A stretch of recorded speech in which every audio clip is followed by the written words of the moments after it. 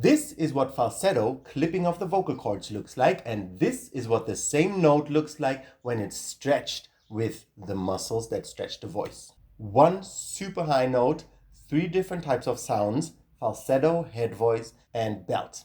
Hi folks, I'm Voba. I'm a singer and a vocal trainer, and this is my channel about anatomical vocal training. Today I want to show you what falsetto looks like.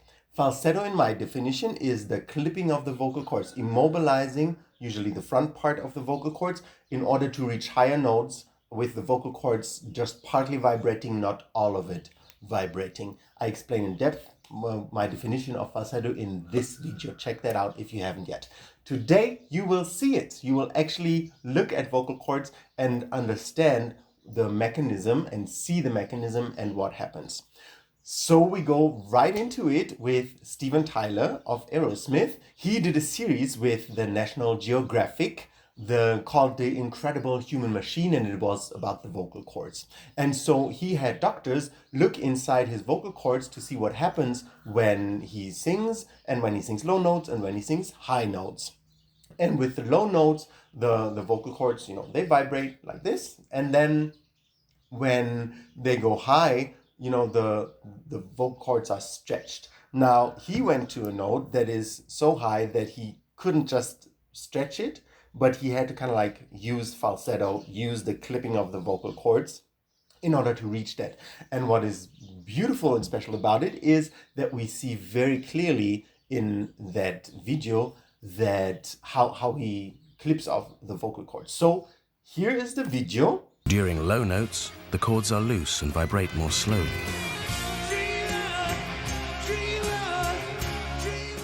But for those falsettos, his cords stretch to the limit and vibrate virtually off the charts.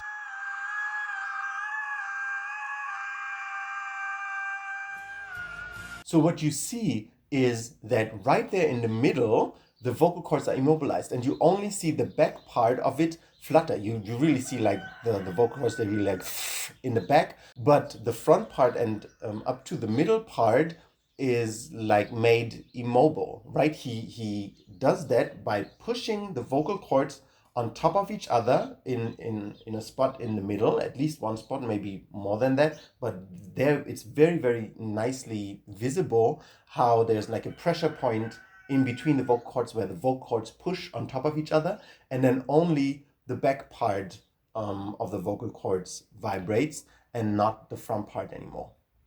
And that is the definition, the anatomical definition of falsetto, and that is why falsetto is so difficult and so dangerous, because it's not difficult, it's sadly rather easy for most people to do, but it's dangerous because this clipping of this, pushing this one part of the muscle against each other, immobilizing the rest, gives more demand on that part of the muscle where it's pushed together, right? And that's why so often nodules develop right there where people usually have the first or the most significant clip off for using falsetto.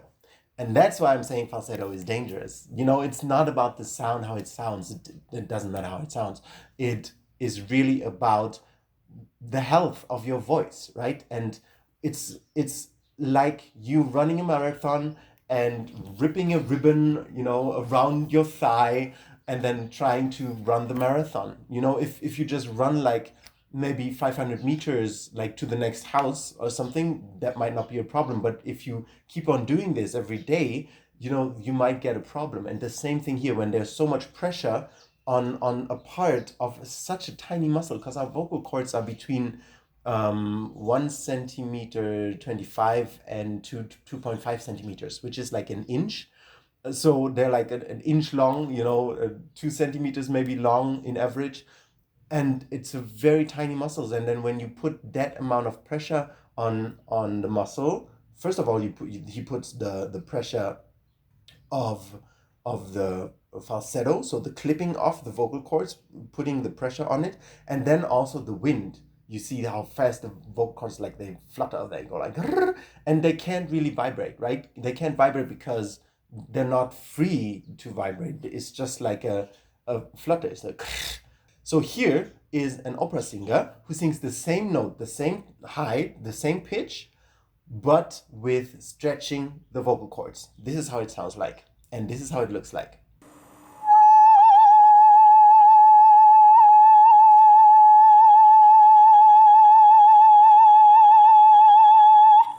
There you can see that there's no clipping of the vocal cords. She doesn't press the vocal cords on top of each other anywhere and just the back part vibrates, right? You don't see all the vocal cords, but you see that the front part of the vocal cords is opening and closing when they vibrate. And that is the big difference between a head voice tone and a falsetto tone.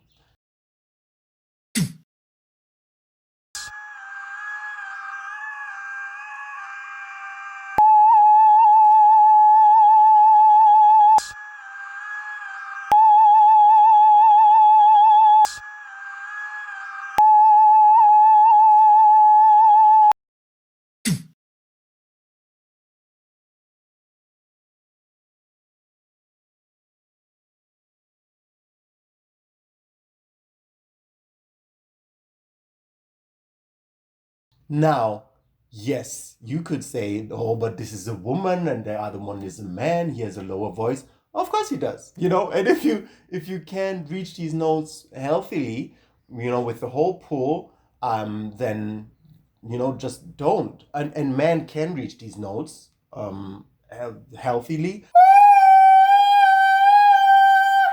But like, it's okay to just sing the song a few steps lower where you can then reach the really high note with the full stretch of your vocal cords. Tenors, we can reach these heights.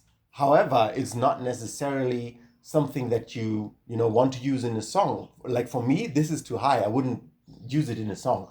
I would sing it like maybe 2 half steps, 3 half steps lower, and then I could easily reach that note. And then obviously women can have the opportunity to even have it way more sharp and way more shouty, way more like a chest voicey sound up there. It's all possible.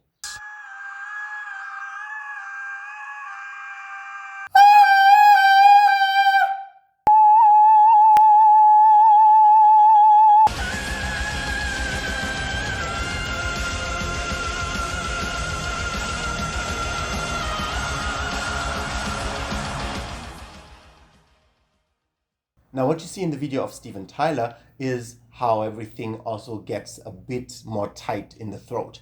But with the opera singer, after she sang this high note, there is a part where she does a glissando, and she first stretches the vocal cords very far, and then she does falsetto. She goes to falsetto, to clipping off the vocal cords. And you don't really see the vocal cords anymore when she does that. But what you can hear is the sound gets more squeaky, it gets more thin, it gets smaller. And what you can also, like what you can hear, right? And what you can see is the walls come in, like they really, really come in. So here is that example.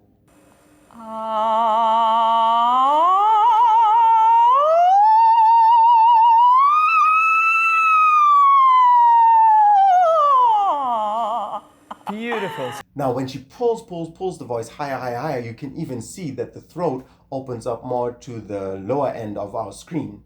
But then once she starts going into the falsetto, everything caves in, everything comes in.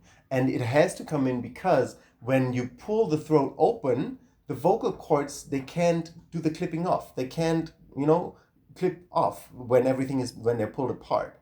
Like the flesh on the side is pulled apart. But in order for you to do falsetto, you have to bring the vocal cords so close together and then everything around the vocal cords so close together that they can actually do the clipping off, right? And that's why I start so much with yawning, yawning, yawning in this playlist, because that keeps you from going into falsetto and that makes you use the muscles that really, really stretch your voice. And that is the most important thing in order to really increase your range. Another thing that you might recognize with these two videos, falsetto and head voice, you will see that Steven's voice, the vocal cords in the very front, there's like a little black slit every once in a while, which is not there with the opera singer, which is there because the vocal cords press on top of each other only like in the middle. And so the front part is kind of a little loose and you can like see through it, which you cannot with the head voice tone of the opera singer, right? So it's really an indication. You can really see how he presses this point in the middle on top of each other. And that is aliquote division that I talk about so much in my playlists.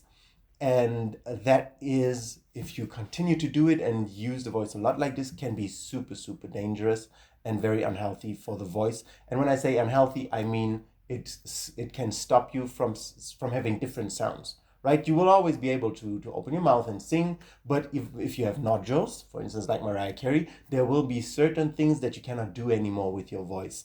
And that will take away from your happiness with your singing and from the joy and from the diversity of emotions that you can express with your voice.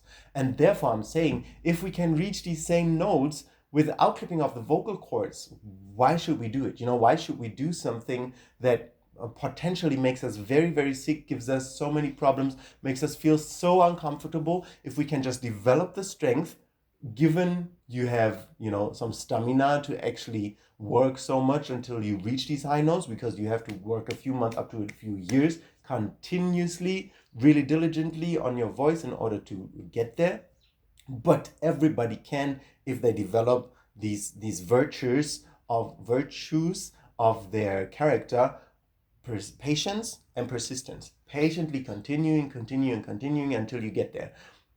So why should I use something that makes me sick when I can, use my voice and have the same and better results, feel more open, feel like my emotions can flow much better, right? Why should I use falsetto when I can use head voice? So I hope this content gives you something and inspires you to understand falsetto in your own voice and start hearing falsetto when you go into falsetto, or when other people start going into falsetto more clearly and better, and helps you have a healthy, sustainable voice for the rest of your life. If it does, then please subscribe to my channel and like my video, and I hope to see you around. Don't go yet, here's some important information. If this is all a bit out of context for you and you don't know quite how to put all of this together, I have created a playlist of the full anatomical vocal training, so that you understand from beginning to end, where it starts, why this muscle, why that muscle, because some of the videos that I'm doing out of context, they might be like, why are you doing this, right? So if you go to my channel, you will go to the playlists, and then you will find the full anatomy playlist right there, and it has everything from start to beginning, why to stretch what muscle groups, how to stretch them, why to begin there, what to do. So it's kind of like a chronological order, so that you can really have a full understanding of the whole thing that I'm teaching here. So check it out. I see you over there.